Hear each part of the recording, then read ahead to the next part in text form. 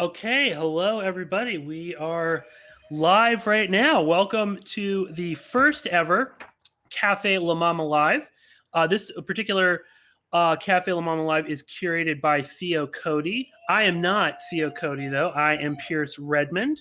I am the front of house supervisor here at La MaMa, as well as the host of the La MaMa podcast. And I'll also be the host this evening for our inaugural Café La MaMa Live, which I've now mentioned several times. if you forgot what you were listening to, so this is a brand new format that we're trying out. So definitely bear with us, bear with me as well, and you might even hear a little bit because I'm just realizing it's 7 p.m. right now, which is when we're all supposed to be like clapping and yelling for first responders. So if you're hearing that in the background, that is just our neighbors in our building are very vocal about it. But obviously that's just, that's what happens when you do a live stream during this particular crisis that we're all sort of struggling through right now. But as I said, this is a new format. It's something new that we're trying. So, we're still working out everything. If there are some glitches. So Café La MaMa is a digital cabaret show brought to you by La MaMa Experimental Theater Club here in New York City. And right now, we are using a software called LiveLab to stream all of this. And LiveLab was created by CultureHub. So we want to just give a really big thank you to La MaMa and CultureHub for making all of this happen. All of La MaMa's live streaming events, and we have a lot of them. I'll talk about that a little bit later on in the show. All of them are using LiveLab in order to stream it. So tonight, and first I'm just going to, if I can find my drink wherever I put it. Oh, it's right here. Just want to wet my whistle a little bit. So feel free to grab a drink as well if you don't already have one. So anyway, tonight we have a great group of artists that are going to be performing. Pieces will be about 5 or 7 minutes, and definitely I would grab a drink maybe while I'm talking. And then when the artists are there, you can put your drink down and actually enjoy what we're going to be doing tonight. So also, all of the artists that you're going to see tonight are working artists. Everyone is struggling. You might see at the bottom a little link to PayPal or Venmo. So if anybody wants to support any of the people that they see, you can definitely, go into that link. I'm sure they would appreciate it immensely. So there will be, a way to donate if you want to help out any of the artists. But anyway, that's enough of me sort of rambling on here for the introduction. So we can get right into it. And I'm very excited about our first guest. She is somebody that I've known for a long time. We went to school together. And our first guest is Ariel Yelen. And Ariel's poems and critical work have appeared or are... Oh, wait, am I reading the wrong bio? Oh, no, I'm not, actually. I'm sorry. So here we go. Already kind of starting in with the problems. It's mostly me. So let me start that over again. So Ariel Yelen's poems and critical work have appeared or are forthcoming in American Poetry Review, Bomb, Washington Square Review, Conjunctions, Boat, The Felt, and elsewhere. She lives in Brooklyn and serves as the associate editor for Future Poem, where she also curates the blog Future Feed. So once again, our first guest of the night is Ariel Yelen.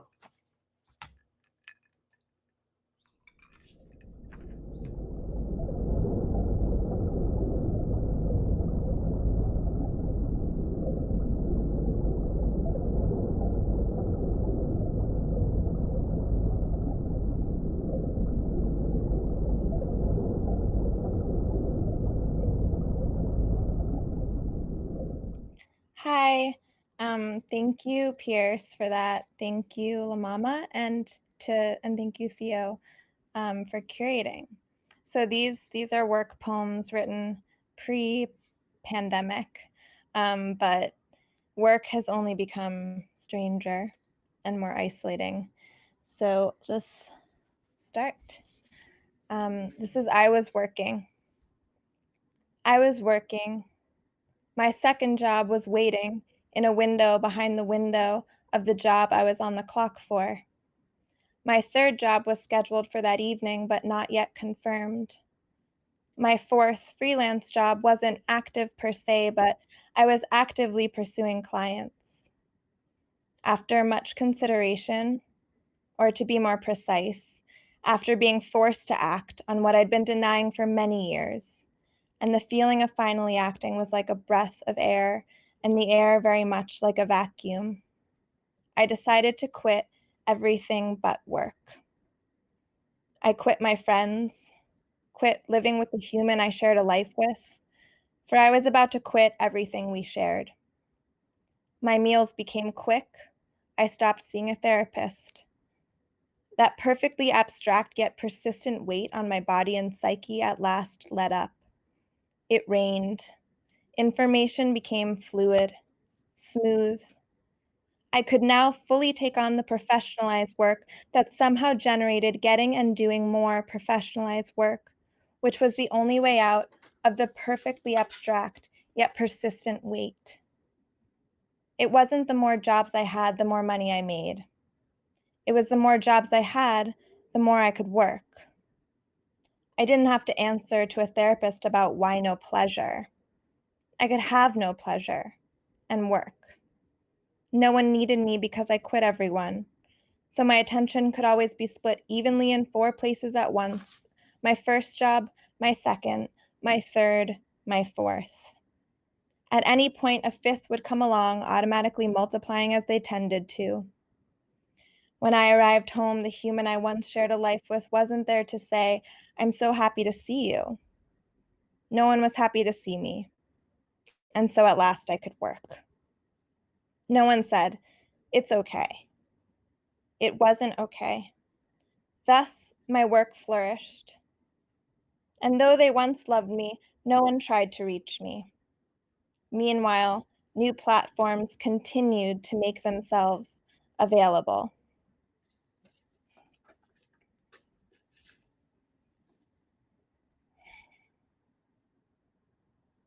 A revolution. The new microwave at work has begun to make the most beautiful sound as it finishes cooking. This wasn't the case when it first appeared a couple of weeks ago. It had been impressively silent while heating and rotating food on its glass base. Either someone changed a setting, or it has liberated itself. It's like no melody I've heard before.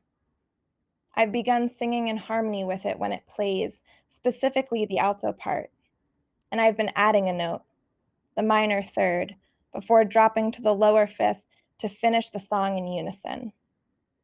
Music, under most circumstances, will take desperate measures to come back into your life. So, last poem, well, maybe a little less heavy, is Life on Earth. I don't wish to see the world's largest anything. Show me a guidebook with a drawing of an open window. This open window, for example. Draw through it another open window to a different apartment, and through it another open window to a different apartment. So when I go back to where I'm from, I speak of layers, of openings, not the size of some mountain or stamp collection. Show me you in your backyard when you were 6, stretched out behind a tomato plant. Beetle fairy masculinity, ant volcano of women's history, delicious dirt cake to eat in solitude.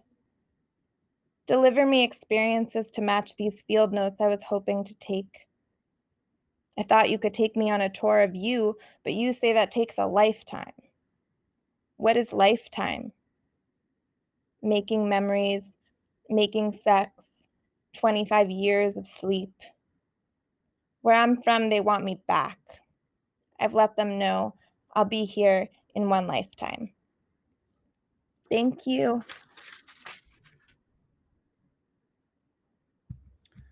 Well, thank you, Ariel, for being the very first person not only, I mean, thank you for your readings, but also for being the first person. And I'm glad that it was you going first when I thought I messed up your bio.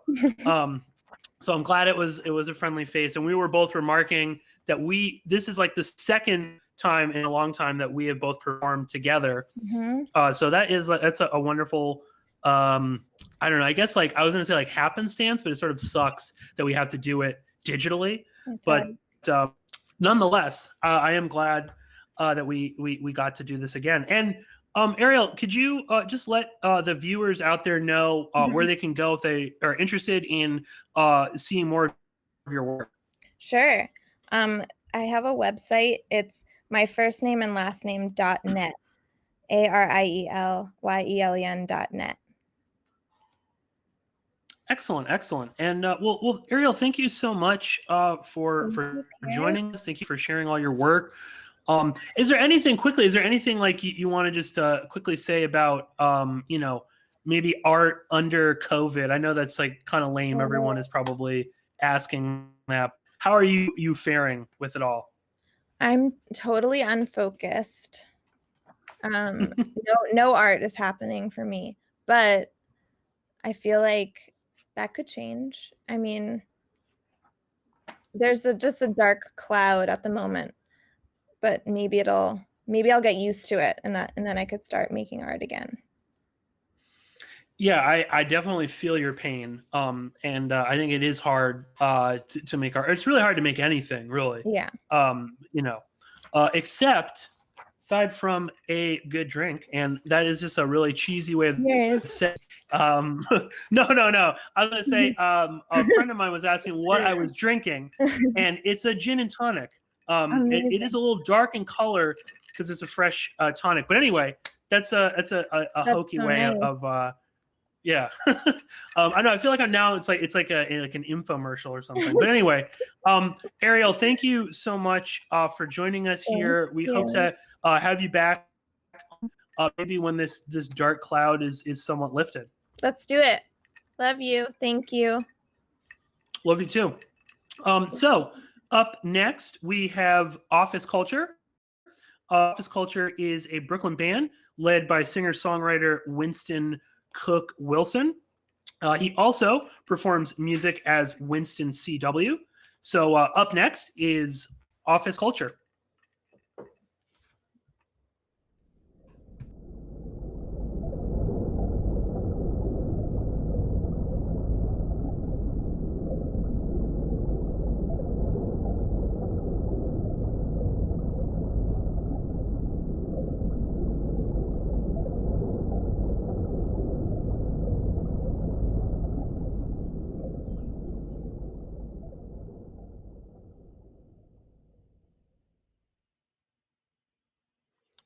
Hey everyone.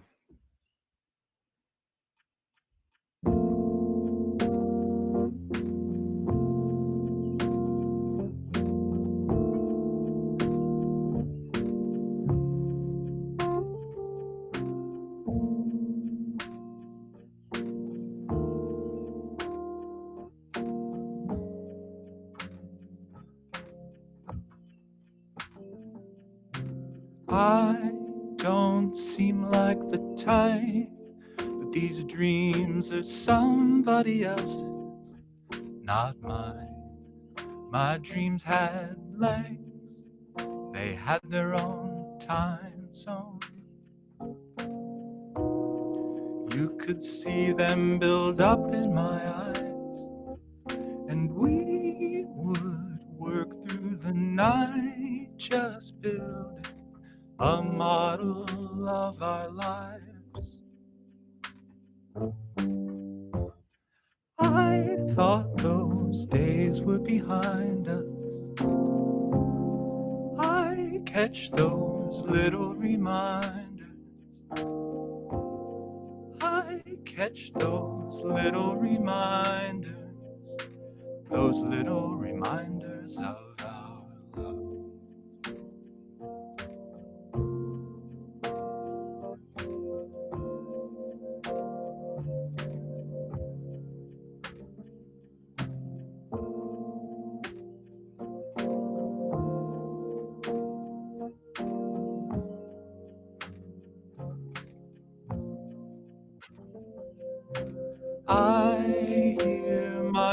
voice speaking, but it sounds like somebody else's, not mine. In my head, it blows like a foghorn. The boat leaves, we're still standing in line, and we would talk out the night, just picturing what the sea might have been like. We tighten the ties that bind us and catch those little reminders. We catch those little reminders of our love.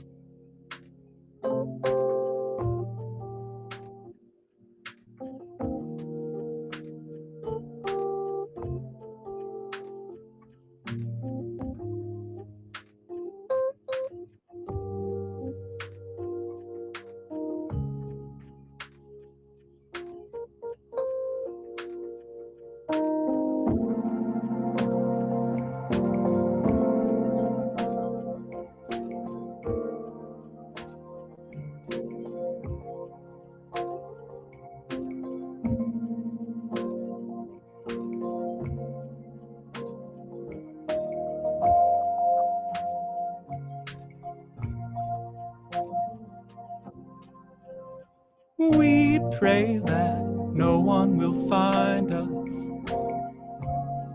and catch those little reminders. We catch those little reminders of our love.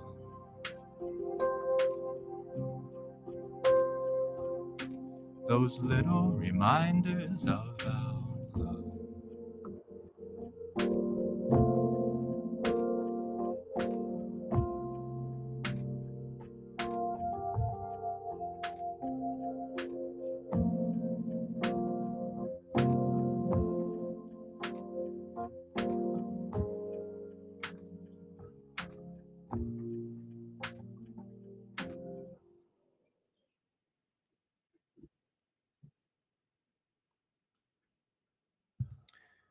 Okay. Hey, thank you, Winston. Thank you. Once again, that was Office Culture, led by, which is a band led by singer-songwriter Winston Cook Wilson. And I was just remarking earlier, like, great it is to do this for me because I get to see all these people I haven't seen in a long time. And I haven't seen you, Winston, been a long time. I think since we were discussing, I know it's been a really long time. Yeah. But I haven't seen you since we were discussing your love of sort of a weird movie. And I know everyone is sort of stuck inside and with nothing to do. And would you encourage people watch Southland Tales? Yeah, absolutely. I forgot. Yeah, we had a really long convo about that. You can take up a lot of time talking about that movie. I've seen it like 15 times or something. Yeah, please go check that out. The director of Donnie Darko, his second movie, sprawling masterwork. It's a weird one. Yeah. But also, if where can people go to check out more of your work? officeculture.bandcamp.com. And it sounds a lot different than that because normally it's 4 people. So go check it out. I put out a record last year. Excellent. What's the name of the record? A Life of Crime. Okay. So A Life of Crime, new record by Culture. I want to thank Winston Cook Wilson for joining us. Thank you so much. Thank you, Pierce.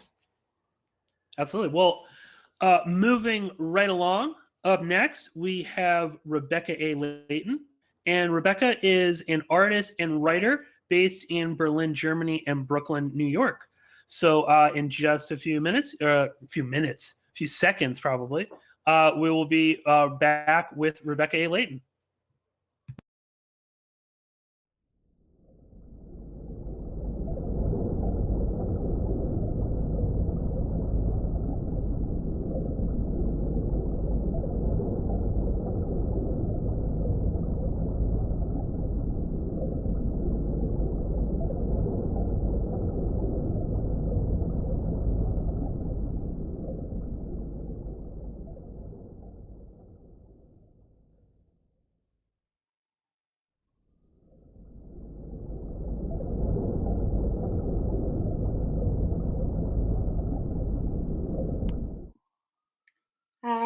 Thank you, Pierce and Theo. I'm going to read a few poems. There's about 5 of them, so I'll slowly get through those. I am talking to a computer. I am talking to a computer, but I am talking to you. I am typing into a computer. I am writing to you in real time, where I see that you see. Shortening of distance, lack of physicality, absence proliferated by time change, skin on skin, fingers tapping a screen.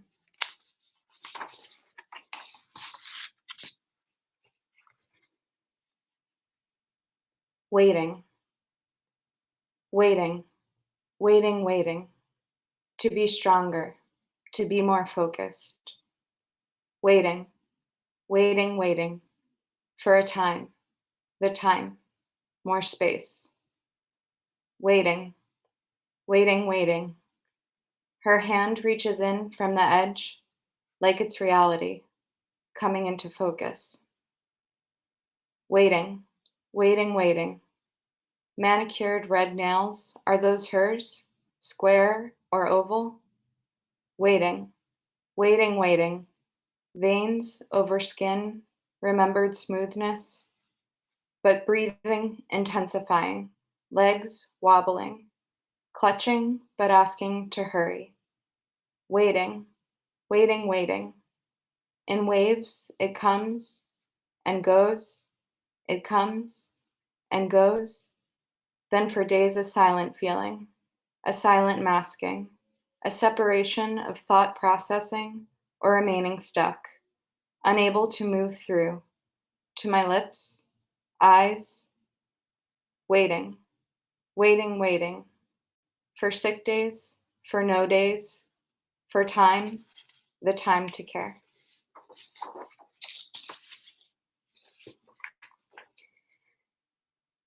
A face, belly, pixelized, pink, swinging in arms, computer. Belt unbuckling, at a distance, full body view. Freezes, unfreezes, block by block, color shift. When you're still, the image is clearer, you say. Overhead, tilting, a tongue, watching the blur.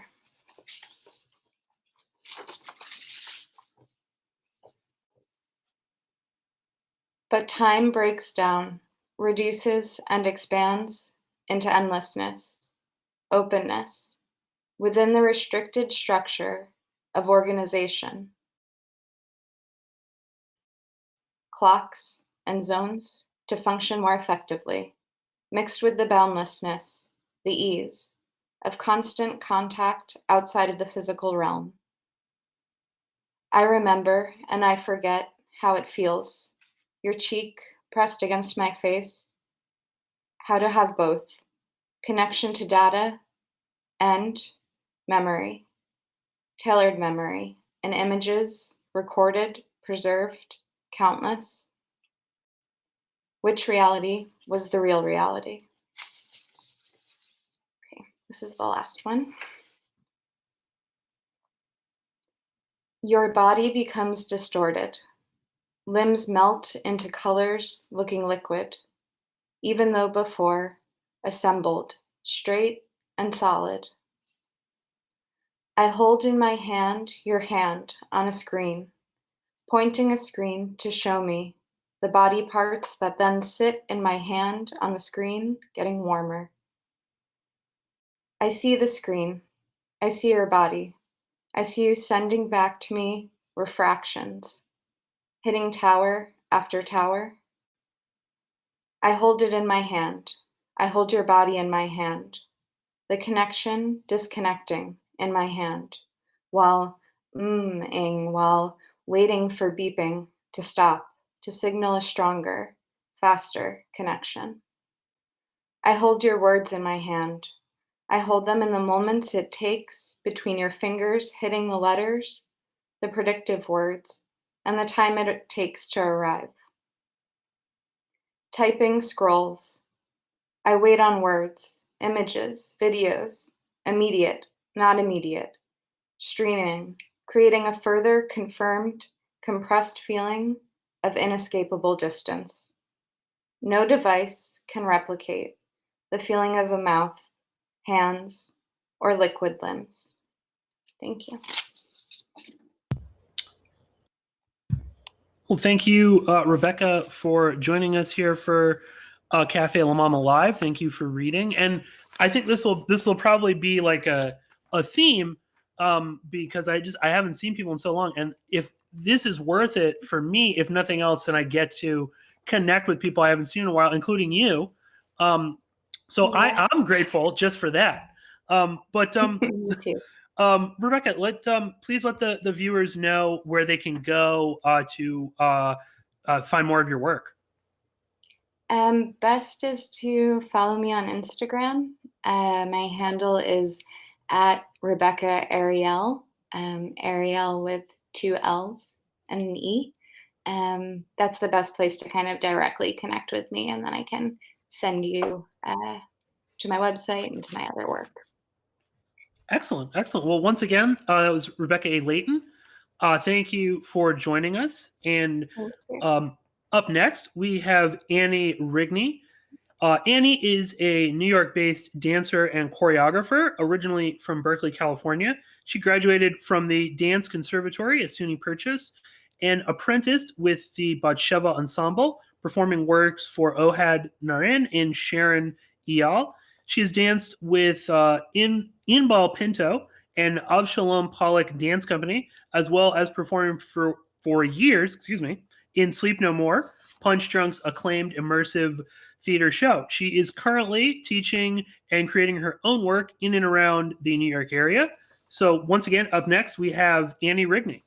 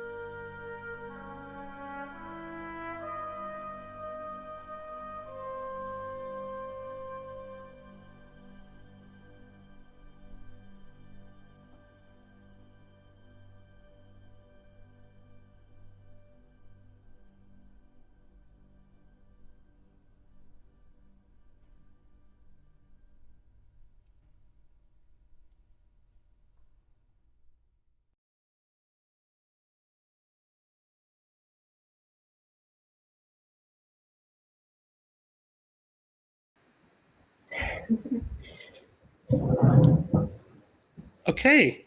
So once again, that was Annie Rigney. Annie, thank you so much. You're welcome. Oh, and let me unmute you on my end so I can actually hear you. But once again, thank you. And again, keeping in with this theme tonight of seeing people you haven't seen for a long time. I haven't seen you for a very long time. And the other theme, which people may not be aware of, is there's definitely a purchase college theme to all of this. And Annie, you and I went to college together, as well as Ariel and I, and all three of us went to college. And I was just when I saw your name on this, I was remembering when we were in like horrifically bad art history class, and just how much I would like fall asleep constantly during it. And like you like elbowing me, like when I can't even remember that professor's name, but she was, I mean, bless her heart, but not the greatest. But Annie, could you let the viewers know where they can go to find more of your work, and also let them know about you're doing some online dance classes, so let them know about that as well. Yeah, the best way to see some more of my work is just to follow me on Instagram, and that's at Annie Rigney. And then I've been virtually teaching a lot in the last couple of weeks. So if you want to take some free streamed online classes, you can follow Movement for Hope, which is movement_for_hope. And that's on Instagram. And you can also check out the Gaga classes online. We have 8 free Gaga classes a day. And I'm one of the teachers, and the other teachers are incredible as well. Well, excellent. Thank you so much. Once again, that was Annie Rigney. Thank you for joining us today for La MaMa, for Café La MaMa Live. Excuse me. I get the brand name. Yeah, no problem. And very quickly, I'm gonna bring in our next guest momentarily, but I was getting some more questions on the third theme of tonight's Café La MaMa, and that is about the particular type of tonic that I'm using.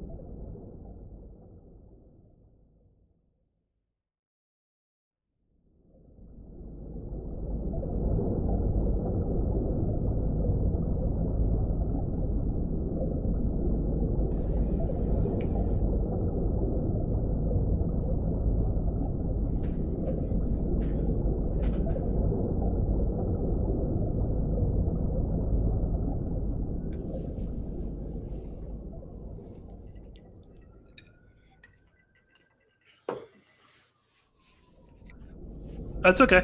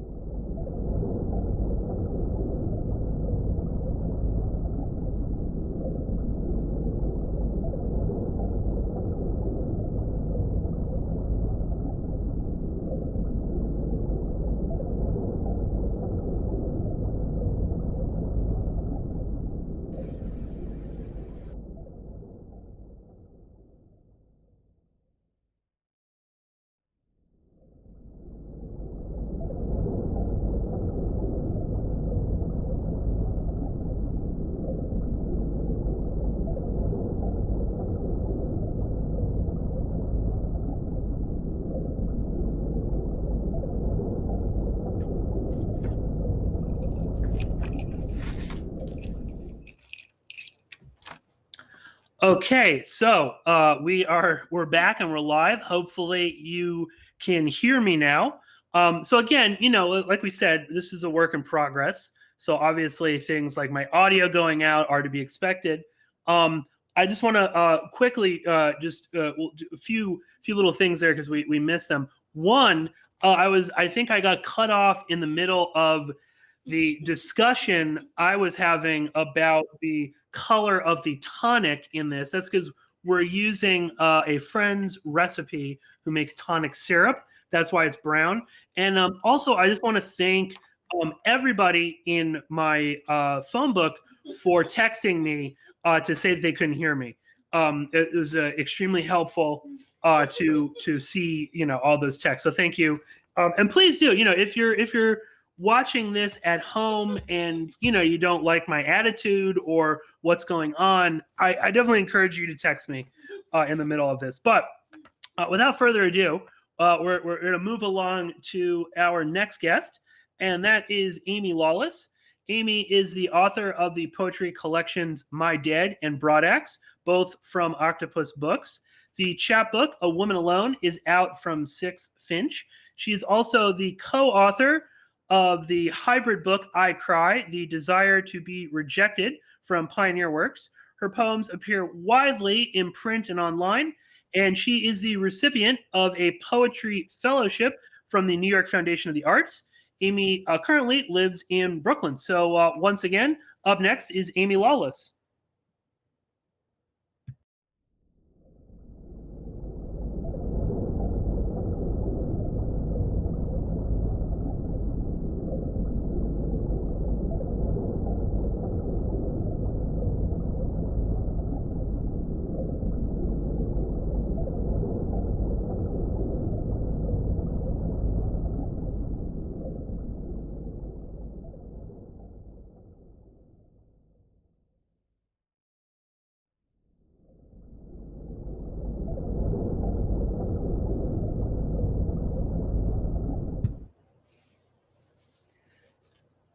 Hello, thank you, La MaMa, and thank you, Pierce and Theo, for curating. This is called The Snake. In third grade, my friend drew a picture of our teacher, Miss M, as Eve, nude, extending an apple to her fiancé, Terry, as Adam. A crude snake with tongue forked ogled at the couple from the left-hand side of the paper. Both figures were decorated with generous helpings of pubic hair and around detailed genitalia, denoting this as a moment before the fall. My eyebrows lifted when she showed me during recess. Another girl sang, "I can't believe she drew their bushes," like she'd seen a rainbow for the first time. As I stared at the picture, marveling at its biblical accuracy, I revealed my stupidity by saying, "I don't see any bushes." As the kids, a larger group now, the boys joined, gathered laughing, quite thrilled at my stupidity for not knowing the slang for when pubic hair gathers en masse, or the slang for anything sexual. As I looked at the drawing again, it registered that the only items resembling a shrub or clump of shrubs with stems of moderate length was that hair. Seeing the penis, breasts, armpit hair, and all that bush angered me. I wasn't sure why. Our teacher was recently engaged, and due to this announcement, her potential for nakedness was thrust into my friend's artistic imagination. Not a wonder that this was Miss M's only year teaching at our school. At the beginning of the academic year, she'd asked the parents to choose one word to describe their children. My parents chose amiable to describe me. With our words, we made mobiles about ourselves, which dangled from our classroom ceiling lights like fine jewels. Words hung like stars. Another day, I stood in the back of the room, pulling ropes at an elaborate learning station on Newton's laws, when some older kids wheeled in the TV set. It was January 28, 1986. We screened the live broadcast of the Space Shuttle Challenger takeoff. We stared with mouths open as a teacher from nearby New Hampshire shot into the sky. A camera zoomed in, attempting a steady view. But soon the smoke was a misbehaving white-hot snake, dividing and curving in billowy streamers away from and also toward our Earth. Pillows of smoke bloomed against the clear blue. Miss M turned the off button as tears pooled down her cheeks. There had been some mistake. I craved my parents. They could explain what happened on the TV set and the crying teacher. Miss M talked about the disastrous accident, but I did not understand. I really believed she wanted to show us something horrific. Hand us some kind of fruit. In the back of the room, I pulled a rope, and yet another rope descended, holding a clue about causality for my worksheet on Newton's laws. Was Eve supposed to eat that fruit and hand it to Adam? She was supposedly created an afterthought to keep the men from loneliness. Banishment from the garden was not equal. It was not opposite. Some middle schoolers arrived to push the TV cart away. My friend was suspended from school for a few days for drawing hair and some sex organs, for expressing some vulgar truth. When she returned days later, she was quieter and wore ruddy cheeks. She did not invent the apple or the snake.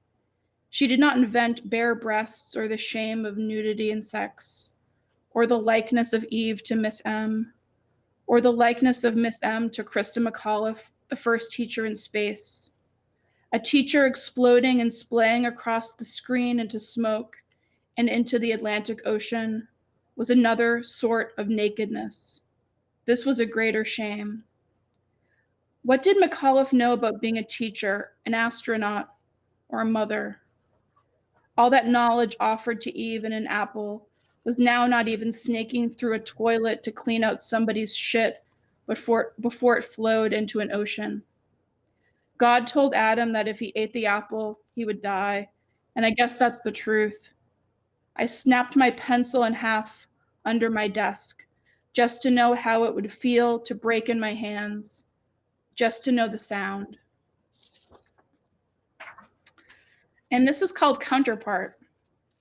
It's named after a show, television show. Counterpart. There's this TV show I love called Counterpart. In this show, the world splits off from ours, but you can get from one world to the other if you go under some parking lot in Berlin. Everyone has a counterpart in the other world who is actually you. After this split, you've been making decisions that diverge from your counterpart. Meeting your counterpart is rare, but not impossible.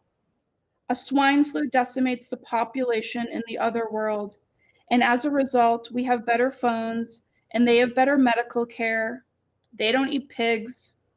I can't stop thinking about my counterpart. And maybe she never left Boston. And maybe she never left Roslindale. And maybe she has a little baby sucking on her tit. And maybe she still has her purple childhood bunny named Bop. This morning, I washed the kitchen sink with an expressive rage I hadn't felt in years. Wherever you are, Bop, I loved you so. I keep thinking about a person like me in Russia who also played the flute growing up and writes poems and has 2 sisters. She's an adjunct professor. Her boyfriend works in a theater. She's really into making smoothies and YouTube videos of animals.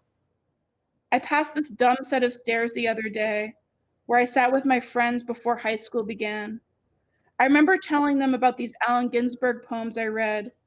I remember calling my friend when I heard on NPR that Ginsberg died, and this blast of movement in my stomach that was the pit of achiness over being sad that he died and not caring at all, and knowing he'd want me or any reader of his work to eventually move on. Anyway, there's a me like that somewhere, not in the world split off, but in the one we have. Thank you. Okay, well, thank you, Amy. Thank you for joining us in studio live. That was it's an a real honor. treat. Yeah. Thank you. Amy, could you? I feel like we're matching, but I feel there's a lot. I like the patterns going on. Yeah. But could you let the viewers know where they can go to find more of your work? Oh, well, thanks for asking. So my books are available. If you go to octopusbooks.net, 2 of my books are published there. Pioneer Works published a book. I forget their website. And I guess on Instagram at Amy Lawless. And also I have an Instagram project where well, it's an art project really, where I post images of Leonardo DiCaprio and Doritos. It's called Canifa, CANNIFA, and then _. We can maybe put that in some show notes or something. Yeah. Well done. But that's like an art project where I think about Leonardo DiCaprio and Doritos. And you also have a new poem coming out, right? Oh, yes, in Bat City Review. And also Wendy Subway has a publication, The Ritual and Capital book. I have a bunch of animal review poems. They're collaborations. Yeah. Excellent.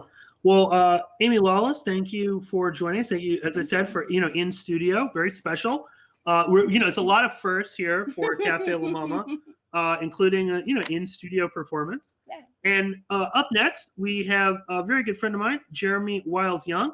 Jeremy Wiles-Young is an artist living and working in New York City. He is 32 years old, and he will be our next performer. So up next, Jeremy Wiles-Young.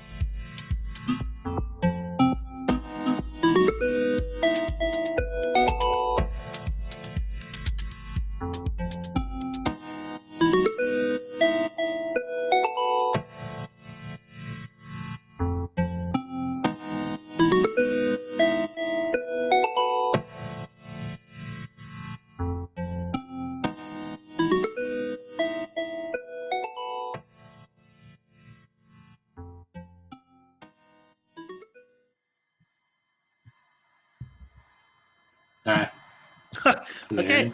Yeah, I can. Yeah. Thank you, once again, Jeremy Wiles-Young. We can hear you. We can't really see you, but that's okay. It's dark in here. I sort of like it. It's sort of like it feels kind of like we're There you doing. go. Oh yeah, there we go. It feels sort of like we're doing. It's like some documentary where you're the guest that's like your face is blurred out or something because we got to protect your identity. Yeah. Although now I can't see you. Yeah, there you go. Yeah. And again, it's good to see you, Jeremy. Yeah, likewise. I know it's been. I guess it hasn't been that long, but this is. I mean, you're one of those instances where like we're really not that far apart, like distance wise, and that almost like makes it worse. Like it's just far enough that like it's a pain in the ass to like get from my place to your place or something. Do a social distance stroll or something like that.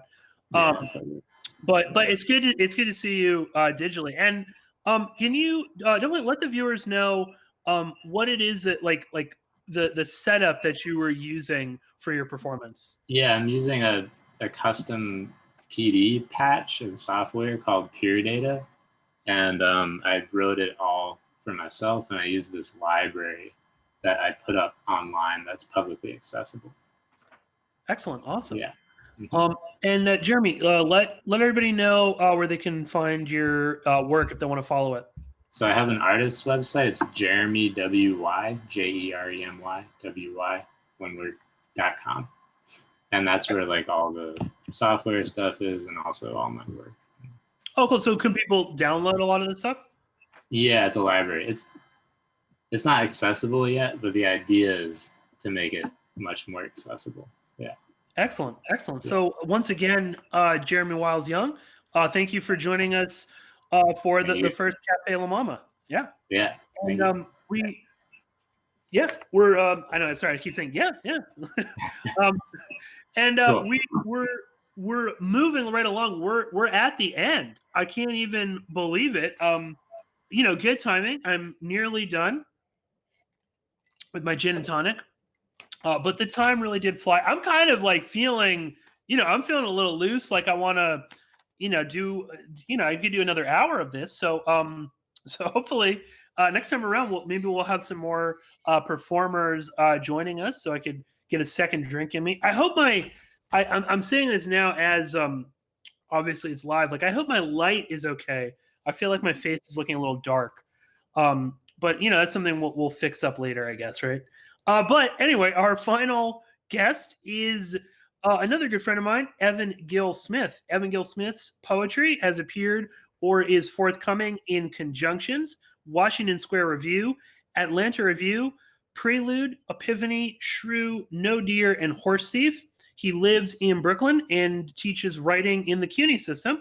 So once again, our final guest for this evening is Evan Gill Smith.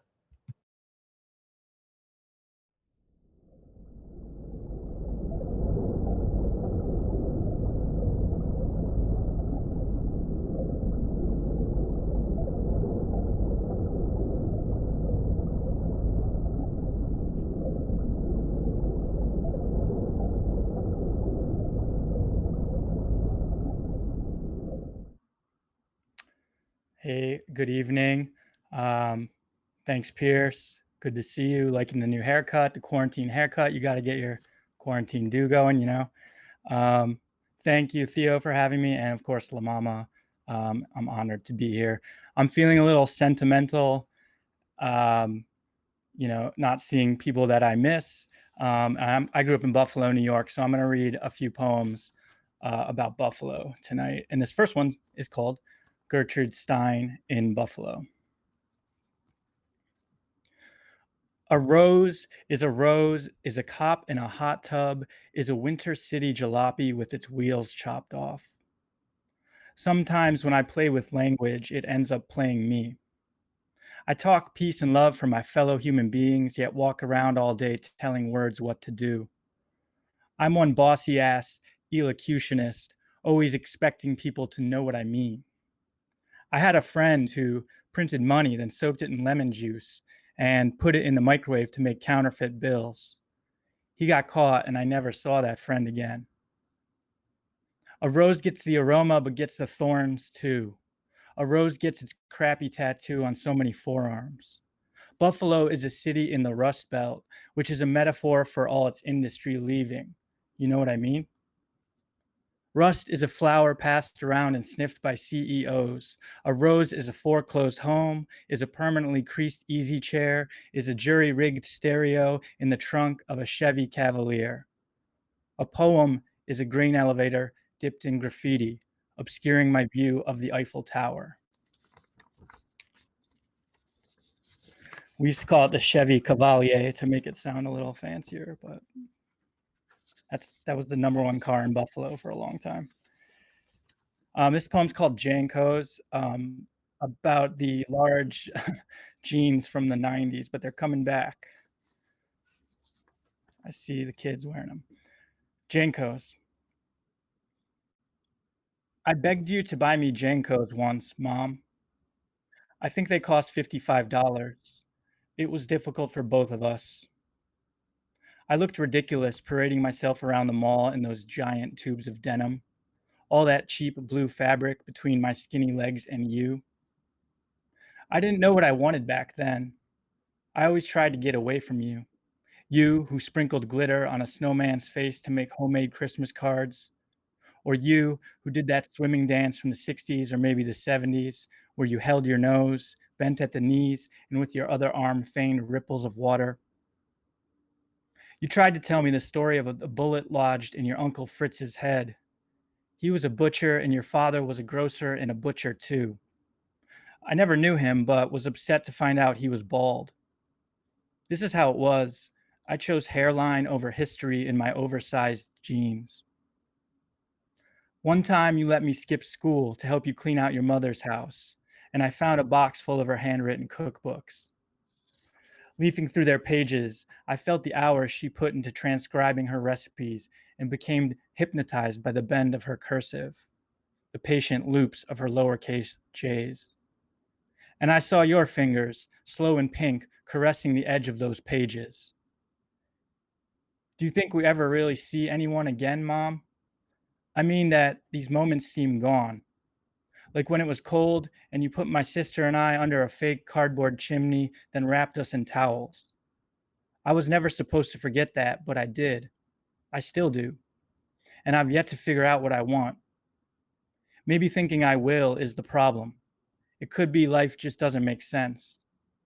So far, it's felt like tumbling through a giant denim tube, fuzz and muffle covering most of its moments.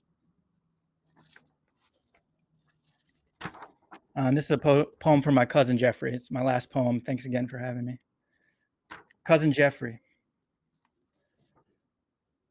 What if you were entrusted with all the blacklight posters in the world, and together they revealed the true face of God? What if your albino python spelled out the meaning of life in its wood chips? Or if the faster you drove in your T-top Camaro, the safer you became? What if your hair was a dream and your dreams were nothing but hair? If ripped jeans were a full ride to college?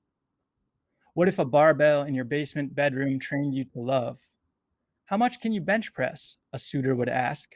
How many reps have you done? What if your tattoo toppled capitalism and the faulty system sure to replace it? Or if the sweat from your wristbands repleted our ozone? What if, as your pit bull lay dying, she said you hadn't needed her, that the magic was inside of you all along? What if a tree grew in the spot where you buried her body and you made a choker necklace from one of that tree's roots? What if you were impervious to all judgment, if nothing could ever hurt you? Thank you. Oh, thank you, Evan, for joining us here for Café La MaMa Live. Thank you also for plugging my COVID-19 haircut. I don't know if the viewers can see. It's sort of a mullet. I'm trying to get, and I'm noticing that being inside all the time and just like there's not much else to do other than like look at my hair.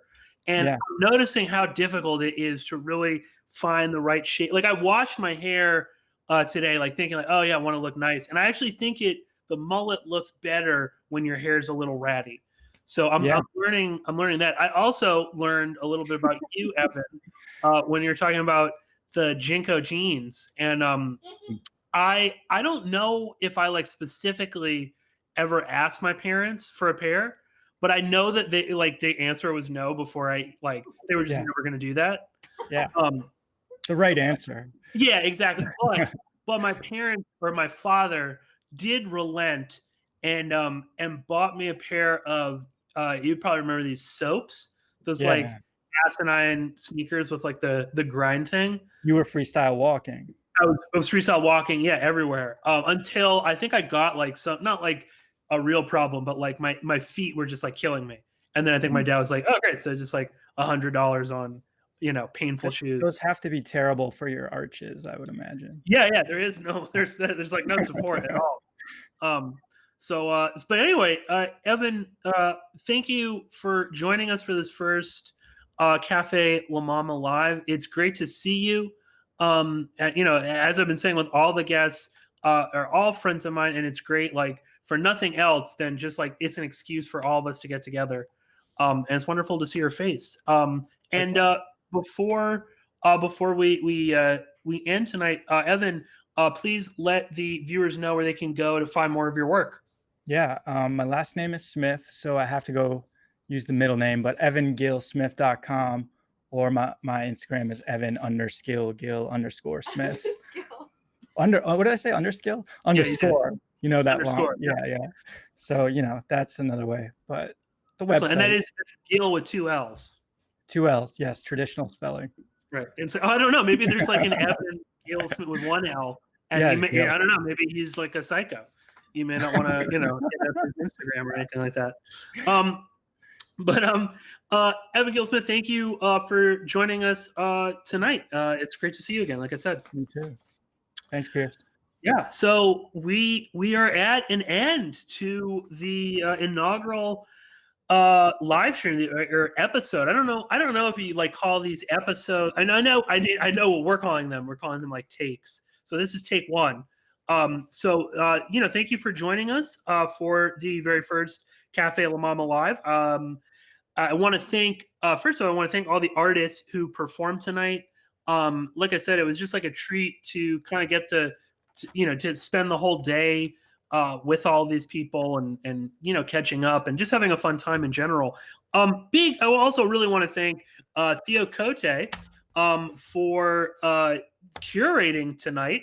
I don't know, there's probably no way of like bringing him on to Live Lab right now, but maybe next time we'll try to have a little bull session with the the curators for the night. But I want to really thank Theo for organizing all of this, for asking me to host as well. It has been an enjoyable way to spend the evening. We also just want to mention once again that all of this, all of the live stream events that La MaMa is doing are all powered by Live Lab, which was created by CultureHub. So once again, we just want to give a big thank you to CultureHub and to Live Lab for for basically making all of this happen. Also, I want to just give a very special thank you, huge shout out to Deandra and Sungmin, who are working behind the scenes on all of this. I'm looking at Sungmin right now, who's been here with me the all day. We're working on cues and all this stuff, so it's great. And I just want to thank both Deandra and Sungmin for all the work that they've been doing, not only on this but on all of the live streams that La MaMa is doing. And next Tuesday at 7 p.m. you can see me again hosting Café La MaMa Live Take 2, and it's going to be with all of not all of, but a lot of the front of house staff. It's going to be a front of house staff night. So if you want to see me again, maybe hear a little pitter patter from me and maybe see how the mullet is going. I'll try to maybe not wash out my hair so we can get it real funky. You can find that next Tuesday at 7 p.m. Also, if you're interested in listening to me talk some more, you can always subscribe to the La MaMa podcast, which I host. And we have a variety of other guest hosts that come on and join me. So we had an episode recently with Peggy Shaw and Lois Weaver. that was with a guest host, Amy Surratt, who is a associate producer at La MaMa. So you can find that on SoundCloud, but also on any podcatcher that you may use, iTunes, TuneIn, Stitcher. And also, I mean, we have a very packed week here at La MaMa. So tomorrow at 6:30 p.m., we have our second live talk.